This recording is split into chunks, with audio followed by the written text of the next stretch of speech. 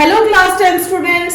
तो आज हम करेंगे एक्सरसाइज 3.1 का क्वेश्चन नंबर फोर्थ क्वेश्चन के सारे पार्ट कवर करेंगे इस वीडियो में। जो बाकी के क्वेश्चन है इस एक्सरसाइज के पूरे चैप्टर की प्लेलिस्ट का लिंक आपको इस वीडियो के डिस्क्रिप्शन बॉक्स में मिल जाएगा। ओके, अगर प्लेलिस्ट में जाकर भी आप पूरे चैप्टर की प्लेलिस्ट को चेक कर सकते हो। सो इस क्वेश्चन को हमें बेसिकली 3 पार्ट्स में करना है, फर्स्ट सेकंड थर्ड। 3 पार्ट्स में डिवाइड किया हमने इस क्वेश्चन में। इस क्वेश्चन में क्या करना है, ग्राफिकली सोल्व करना है, तो हमने ग्राफ बनाना है। तो हमने पहले से ये प्रिपरेशन कर ली है कि इस टाइप से ये क्वेश्चन होगा। तो पहले क्वेश्चन में करना क्या है, पहले तो हमें कंसिस्टेंसी चेक करनी है, कंसिस्टेंट है या नहीं। तो पहले क्या चेक करना है हमें, कंसिस्टेंट। हमें चेक करना है कि क्या ये जो इक्वेशन है कंसिस्टेंट है या नहीं है। ओके, उसको चेक करने के लिए देखो हम पढ़ चुके हैं कि अगर ratio a1 by a2 not equal to b1 by b2 होता है तो उस केस में भी कंसिस्टेंट होता है सॉल्यूशन। दूसरा, अगर a1 by a2 equal to b1 by b2 equal to c1 by c2 तब भी क्या होगा, कंसिस्टेंट होगा। यानी कि अगर ये सिचुएशन आती है तो भी कंसिस्टेंट होगा और ये सिचुएशन आती है तो भी कंसिस्टेंट होगा। अपना सॉल्यूशन या इक्वेशन बोल सकते हैं। ठीक है, उसके लिए हमें ना ये कंडीशन चेक करनी है। अगर इनमें से कोई कंडीशन आती है तो कंसिस्टेंट होगा, इसका मतलब इसको आगे सोल्व करना है। अगर इन दोनों में से कोई कंडीशन ना आए, ठीक है, कोई कंडीशन ना आए तो इस क्वेश्चन को आगे नहीं करना। इसने बोला if consistent then find solution. अगर इसको इन दोनों कंडीशंस में से कोई एक कंडीशन आती है तो इसको आगे सोल्व करना है। तो इनकंसिस्टेंट आने के बाद इस क्वेश्चन को यही फर्स्ट स्टेप में ही खत्म कर देना है। ठीक है, अब करते हैं इसको कंटिन्यू। देखो a1 by a2 b1 by b2 और c1 बाय c2 की वैल्यू निकाली है हमें। यानी कि इसके x के डिवाइड में क्या है, 1 है, y के डिवाइड में भी क्या है, 1। तो 1 के ये होता है a1 जो x के मल्टीप्लाई में होता है, ये a2 एंड सॉरी ये b1 और ये c1, और जो दूसरी इक्वेशन के x के साथ होता है वो a2 b2 एंड c2। ठीक है, इस वैल्यू के डिवाइड में इस वैल्यू को करना है 1 डिवाइड बाय 2, यहां पे भी 1 divide by 2। Okay, 5 divide by 10। Okay, 5 1 जा 5, 5 2 जा 10। तो सबका आंसर 1 बाय 2 1 बाय 2 1 बाय 2, यानी कि तीनों क्या है, इक्वल। हमने पढ़ा था कि अगर तीनों इक्वल हैं, if a1 by a2 equal to b1 by b2 equal to c1 by c2, then अगर ये तीनों इक्वल होते हैं तो सॉल्यूशन कैसा होता है, कंसिस्टेंट। तो हम यहां लिख सकते हैं इक्वेशन आर कंसिस्टेंट। लिख दिया हमने। अगर कंसिस्टेंट है सॉल्यूशन तो इसका स्टेप सेकंड और थर्ड करेंगे। अगर ये कंसिस्टेंट नहीं होता तो यही स्टेप को खत्म कर देते। अब क्या करना है हमें, एक बार इस इक्वेशन को लिख देना है ऊपर x plus Y is equal to 5, और एक बार इस इक्वेशन को लिख देना 2x plus 2y is equal to 10। अब इन दोनों इक्वेशन का क्या करना है, हमें टेबल बनानी है। यहां हमने चेक किया, यहां टेबल बनाएंगे और यहां ग्राफ। तो चेक कैसे कर रहा है, सॉरी ग्राफ टेबल कैसे बनेगी। एक बार हमें x की वैल्यू 0 रखनी, यहां हम रफ वर्क करेंगे। इस इक्वेशन की बात कर रहे हैं ना, x plus Y is equal to 5। एक बार हम इसकी x की वैल्यू को 0 रखेंगे, 0 plus Y is equal to 5। So y की वैल्यू क्या आ गई, यहां से 5 आ गई। x की वैल्यू 0 रखी तो y की वैल्यू 5 आ गई। अब इसी इक्वेशन में हमें y की वैल्यू को 0 रखना है और x की वैल्यू निकालनी है। y की वैल्यू को क्या रखना है, 0, x को x और y को 0। तो यहां से x की वैल्यू क्या आ जाएगी, 5 आ जाएगी जब हमने y की वैल्यू को 0 रखा। एक बार इसी काम को हम फर्स्ट इक्वेशन के लिए कर चुके, अब यही काम हम सेकंड इक्वेशन के लिए करेंगे।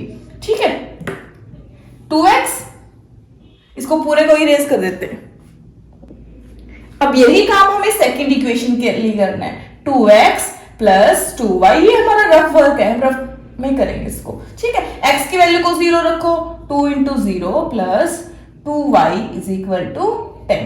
2 इंटू 0 हो गया, ये तो खत्म। 2y is equal to 10।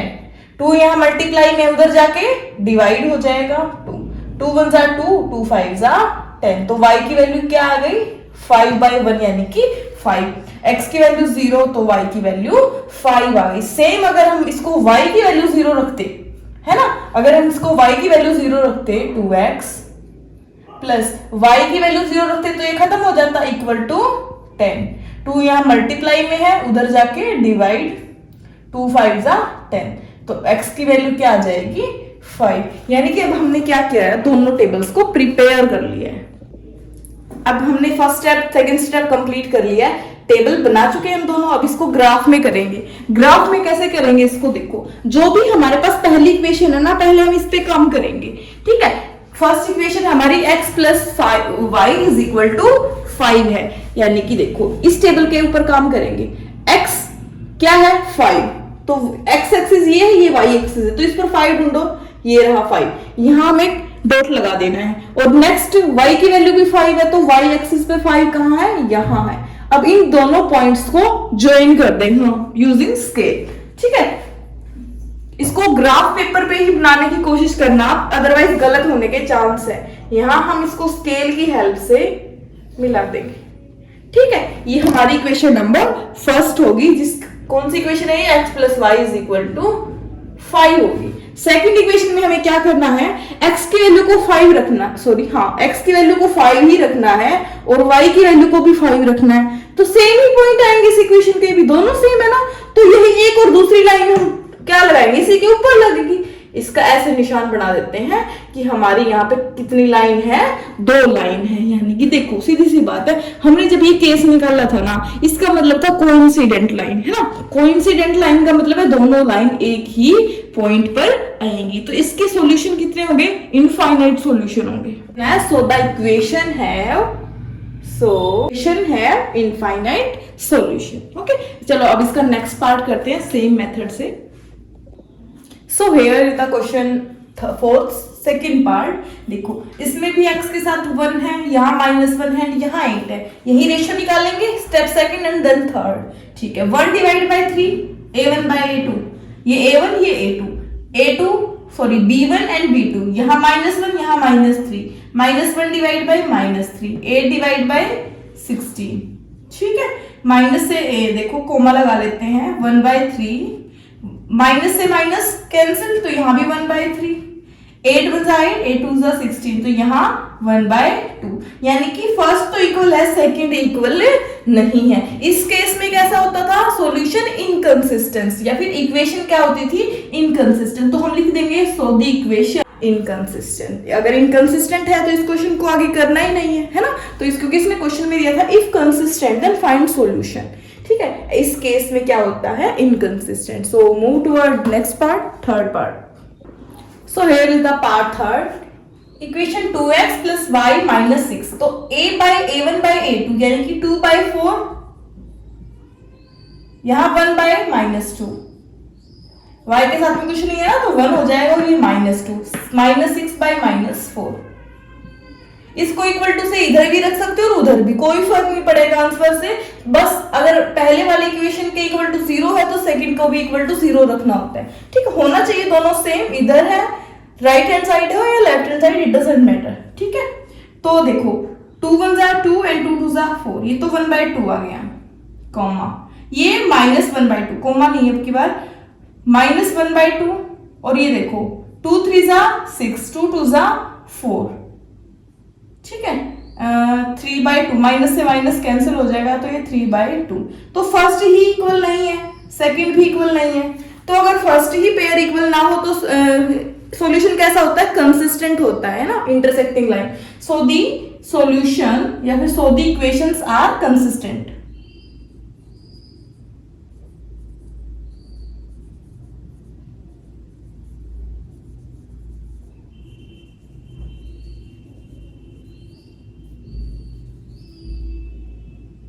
So the equation are consistent. अगर consistent है तो step first complete, then second move toward third part also. So इसमें क्या करना था हमें, पहले फर्स्ट इक्वेशन को लिख लेना है, 2x plus y minus 6 is equal to 0, and then second equation को इधर, क्योंकि ये टेबल सेकेंड इक्वेशन के लिए बनाएंगे और ये फर्स्ट के लिए बनाएंगे। फिर हमें रफ वर्क करना है, इस इक्वेशन को यहां लिख लेते हैं, 2x plus Y -6 equal to 0। ये इक्वेशन अपने पास है ना। यहाँ x को क्या करना है, 0 पुट कर देना है। इस x को 0 पुट करेंगे तो ये खत्म हो जाएगा, 0 वाली टर्म तो है ना। 0 को तो किसी में भी ऐड करो, कोई फर्क नहीं पड़ेगा। y 6 यहाँ माइनस का है, इक्वल टू से राइट साइड में चला जाएगा तो 6 प्लस का हो जाएगा, तो y की वैल्यू क्या आ गई, 6। ठीक है, अब इसी इक्वेशन में हमें क्या करना है, y को 0 पुट करना है और x की वैल्यू निकालनी है। ठीक है, यहाँ 2x प्लस था है ना। अब की बार y को खत्म करना है ना, y को खत्म कर देंगे अब की बार। ठीक है, 2x 6 यहाँ माइनस, उधर जाके +6, 2 यहाँ मल्टीप्लाई में है, उधर जाके डिवाइड, 2 3 जा 6, x की वैल्यू 3 आ गई है यहां से, सॉरी x की वैल्यू 3। सेम काम हम इस इक्वेशन के साथ भी करेंगे। 4x minus 2y minus 4 equal to 0। पहले x को 0 करेंगे, यानी कि x की टर्म को यहां से खत्म कर देंगे। ठीक है, x की टर्म को हमने खत्म कर दिया है। -2y, 4 माइनस है इधर, उधर जाके +4 हो जाएगा। -2 यहाँ डिवाइड में, उधर जाके सॉरी मल्टीप्लाई में, उधर जाके डिवाइड में हो जाएगा। 2 2 जा 4, y की वैल्यू क्या आ गई 2, और ये माइनस। ठीक है, 2 2 जा 4 हो गया ना ऊपर, और ये माइनस वाला सिंबल है तो ऊपर चला जाएगा -2, y की वैल्यू -2। और अब की बार क्या कर देंगे, सेकंड स्टेप में x की वैल्यू को 0 रख देंगे। ठीक है, 4x था यहाँ पे, यहाँ x 0 रखा, y की वैल्यू -2। अब y 0 रखेंगे तो x की वैल्यू निकालेंगे, y 0 रखेंगे यानी कि y की वैल्यू को खत्म कर देंगे। 4x -4 उधर जाके +4, 4 यहाँ डिवाइड मल्टीप्लाई में, उधर जाके डिवाइड, 4 1 जा 4, तो x की वैल्यू क्या आ गई हमारे पास, 1 आ गई। अब हमारे पास टेबल आ गया, सेकंड स्टेप कंप्लीट। अब हमें इसको ग्राफ पे बनाना है, दोनों इक्वेशंस को। ओके, थर्ड स्टेप में ग्राफ बनाना है इस टेबल की हेल्प से। इस टेबल की हेल्प से देखो, फर्स्ट टेबल बनाएंगे हम, x की वैल्यू 3, x एक्सिस पे x की वैल्यू 3, इसको हम डॉट लगा देते हैं यहाँ पे। y की वैल्यू 6, y की वैल्यू y एक्सिस पे 6 है यहाँ पे। अब इन दोनों को क्या करेंगे, यूजिंग स्केल मिला देंगे दोनों लाइंस को, अच्छे से मिलाना है ताकि आपका आंसर सही आए, है ना। नेक्स्ट टेबल में है x की वैल्यू 1 यहाँ होगी, और y की वैल्यू -2, y एक्सिस पे -2 ये होगा। ठीक है, अब इन दोनों पॉइंट्स को मिला देना है हमें। देखो दोनों ये पॉइंट्स हैं यहाँ पे, इन दोनों पॉइंट्स को मिला देंगे ऐसे। ठीक है, ये हमारी इक्वेशन थी। ये साथ में इक्वेशन भी लिखनी है, 2x plus y minus 6 equal to 0, और इस इक्वेशन का नाम है 4x minus 2y minus 4 is equal to 0। Okay, तो ये पॉइंट ऑफ इंटरसेक्शन होता है ना हमारा, यही सॉल्यूशन होता है हमारी क्वेश्चन का। इस सॉल्यूशन निकालने के लिए हमें देखो, इसको x एक्सिस से मिलाओ और इसको y एक्सिस से मिलाओ। ठीक है, सॉरी थोड़ा सा टेढ़ा हो गया मेरे से, तो ये 2 में जाके मिल रहे हैं दोनों पॉइंट्स, है ना। ग्राफ पे बनाओगे ना तभी आपका आंसर सही आएगा। ये मैंने मेजरमेंट करके बना रखा है यहाँ पे, है ना। रफ बनाओगे तो ये एग्जैक्ट पॉइंट पे कट नहीं करेंगे, आपके इधर उधर हो सकते हैं। सो यूजिंग ग्राफ आप इस क्वेश्चन को अच्छे से कर सकते हो। सो सॉल्यूशन होगा ये, यानी कि इस पॉइंट के कोऑर्डिनेट क्या होंगे, x 2, 2, 2, कोऑर्डिनेट क्या होंगे 2, 2, तो यही सॉल्यूशन होगा। x की वैल्यू क्या होगी 2, क्योंकि फर्स्ट x की वैल्यू होती है एब्सिसा, एंड ये ऑर्डिनेट यानी कि y की वैल्यू होती है। y की वैल्यू भी क्या होगी यहाँ पर 2, तो ये क्या होगा, सॉल्यूशन होगा हमारे क्वेश्चन का। ठीक है, स्टेप फर्स्ट में पता किया कंसिस्टेंट है या नहीं, कंसिस्टेंट थी तो सेकंड स्टेप किया हमने, टेबल बनाई। अगर टेबल बनने के बाद हमने इसको ग्राफ पे प्लॉट किया है। ठीक है, ये ग्राफ होने के बाद जहां पे दोनों लाइन मिलेंगी वही हमारा सॉल्यूशन हो जाएगा। So let's move toward fourth part of this question. So this is part 4th of this question. A1 by A2, B1 by B2 and C1 by C2 की वैल्यू निकालेंगे, यानी कि 2 डिवाइड बाई 4 ये A1 है और ये A2 होता है हमारा, तो 2 divide by 4 minus 2 divide by -4, -2 divide by -5। ठीक है, कोमा बीच में 2 डिवाइड बाई 4, 2 1 जा 2 एंड 2 2 जा 4, यानी कि 1/2। ठीक है, माइनस से माइनस कैंसिल, 2 1 जा 2, 2 2 जा 4, तो ये भी 1/2।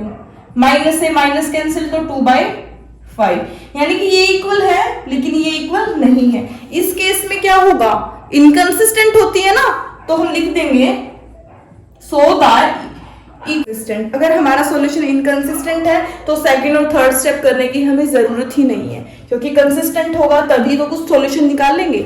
ठीक है, ये क्वेश्चन यहीं तक था।